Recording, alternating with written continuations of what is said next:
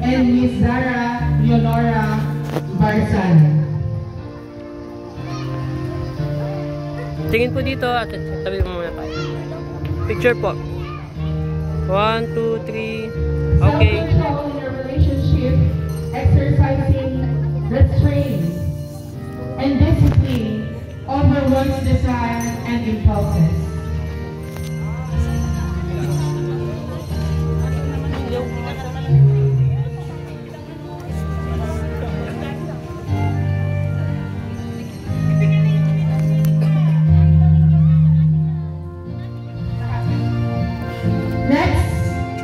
We have the gentleness.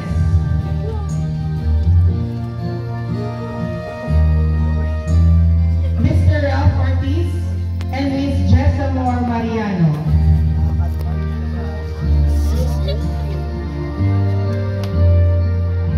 Gentleness in a relationship showing tenderness, humility, and a calm manner. Okay. We also have the faithfulness.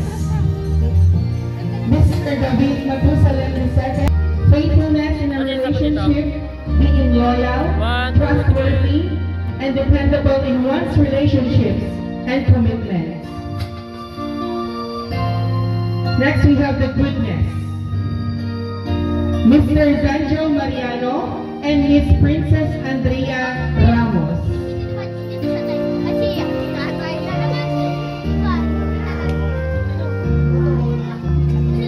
Goodness in a relationship, exhibiting moral excellence and integrity in one's actions and character. Picture. We also have kindness. Mr. J.D. Matusalem and Miss Maria Paula Prestosa. Kindness in a relationship, showing generosity, consideration, and helpfulness towards others. Picture po. Picture po. We also have patience. Mr. Sean Carl Ortiz and Miss Jennifer Mariano. Patience in a relationship is the ability to endure hardship or provocation without becoming angry or upset. 1, 2, 3.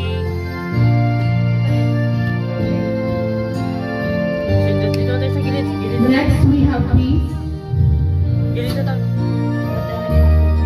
Mr. Mark Andre Yee and Miss Precious May Ramos.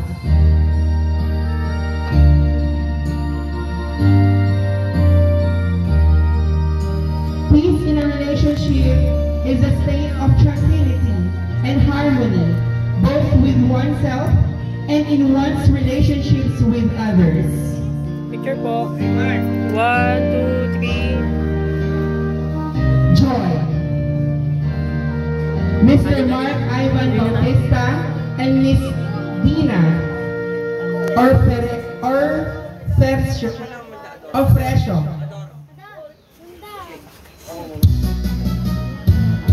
Joy in a relationship has a deep-seated, lasting happiness that is not dependent on circumstances. Thank you.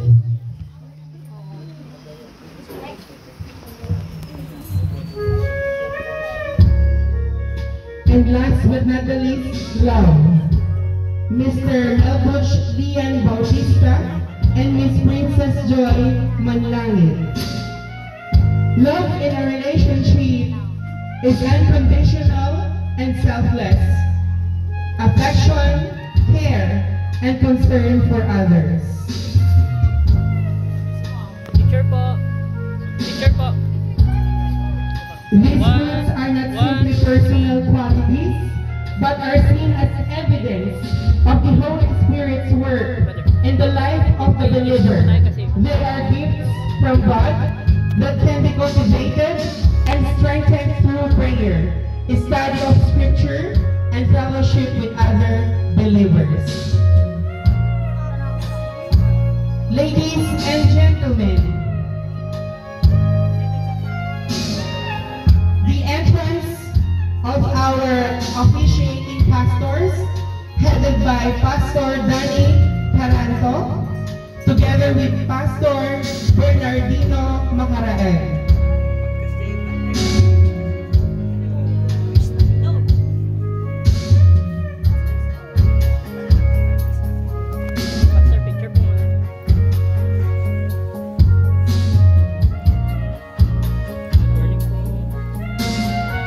Ladies and gentlemen, the entrance of the Bible bearer, Mr. King David Matusalem III and Miss Arabella Edka.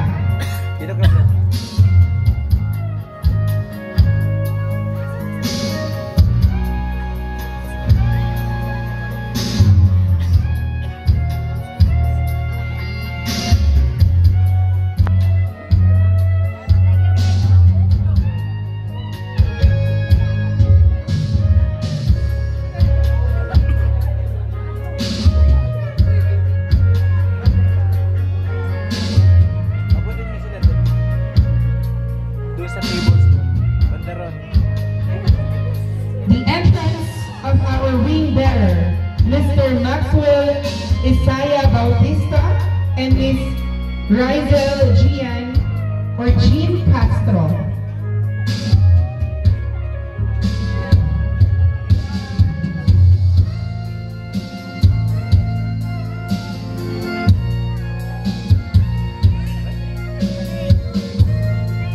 The entrance of the coin bearer, Mr. John Kyle Ortiz and Miss Rita Haina Valera.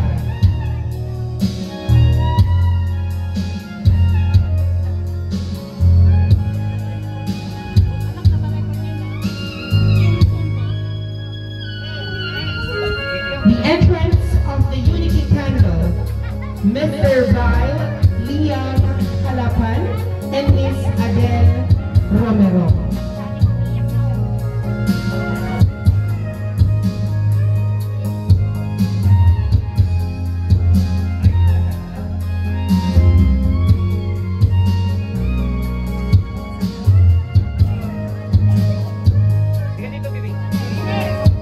The entrance of our flower carriers, Mr. Christian Ramos, together with Miss Natalie Perez.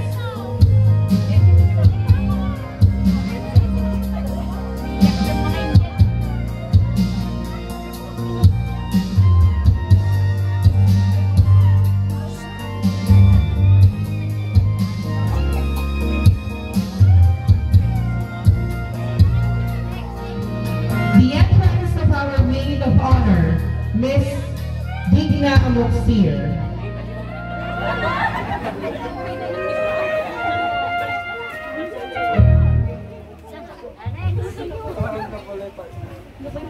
Next is the entrance of our secondary sponsors, beginning with the veil, Mr. Primax Carino and Miss Esperanza Ortiz Carino.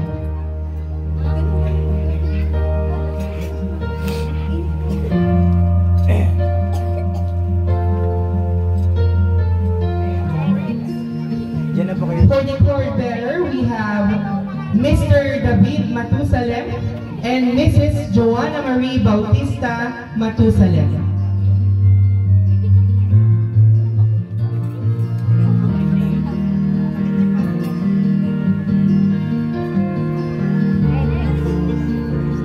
For the candle bearer, we have Mr. Rodolfo Ramos and Mrs. Salome Mariano Ramos. Mga bata doon. Kasi yung mga ninungatungan.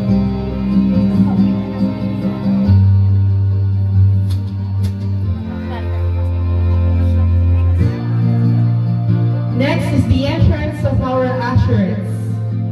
We have Mr. Roel Mariano together with Miss Haina Ortiz Moxir.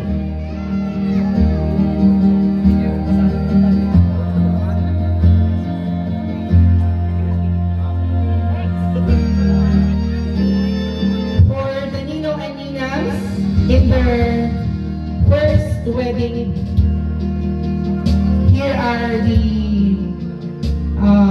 some for still living in this soul world.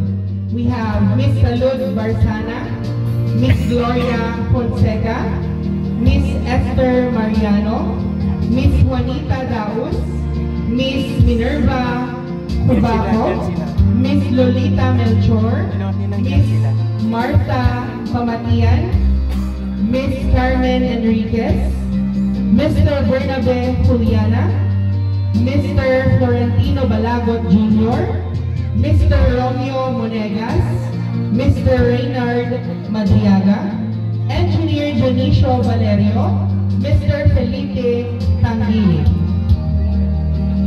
And for the renewal of their vows, we have Miss Lovenia Hasmin, Miss Feli Canlas, Miss Elizabeth Austria, Miss Brenda Colobo, Miss Phoebe Andres, Miss Evita Duado, Miss Mirna Fortes. And now, we also have the parents of our couple, Mr. Maximo Bautista and Mrs. Socorro Bautista. We also have Mr. Wilfredo Mariano and Mrs. Janisha Mariano. Ladies and gentlemen, let's give them a round of applause to the entrance of our couple, Mr. Butch and Mrs. Lani Bautista.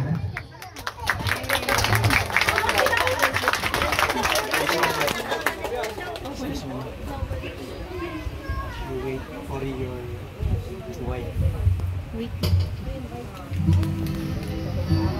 Again, ladies and gentlemen, let's give them a round of applause.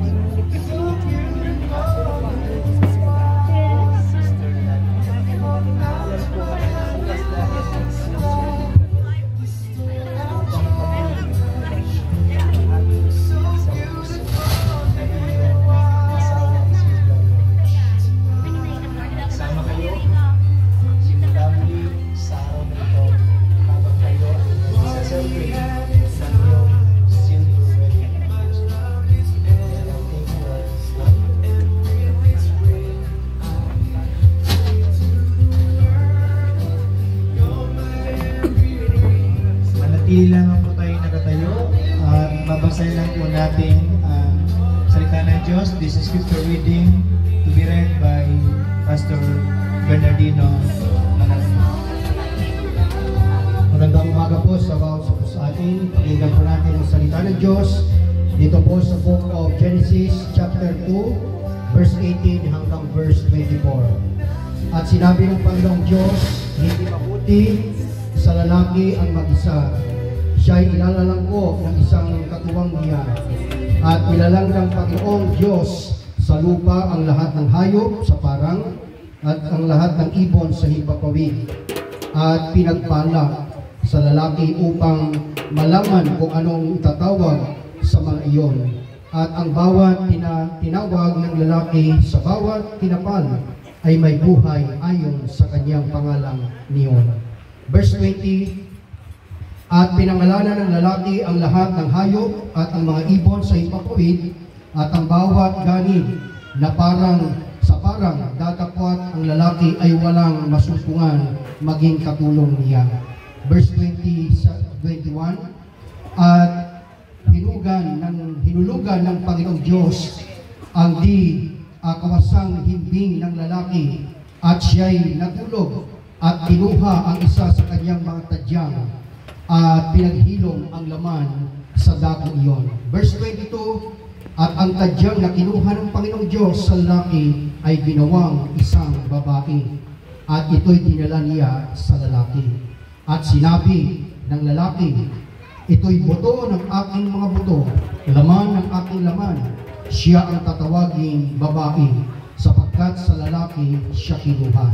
Last verse, 24, kaya iiwan ng lalaki ang kanyang ama at ang kanyang ina, at makikipisan sa kanyang asawa, at siya ay magiging isang laman.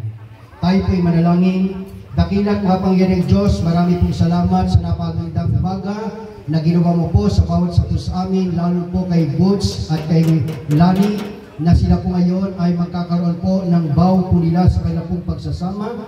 Salamat po Diyos, bendisyonan mo po ang oras na ito, at salamat din po sa lahat po ng bisita po namin na sasaksi. Patuloy, Panginoon, na maintindihan at maunawaan po namin lahat ang aming pong gagawin. Kaya po, ang kalangitan ay buksan po ninyo at igawan mo po sa amin lahat, lalo kay Boots at kay Lani at kanyang pamilya, ang masaganang pagpapalang. Ito po ang aming samot panalangin sa pangalan po ng Ama, ng Anak at ng Espiritu Santo. Amen. Amen. Amen. Amen and amen. Tayo po lahat ay makaupong saglit. Maging po ang mag-asawa na nagsa-celebrate ng kanila pong ika-25 wedding anniversary. So, I think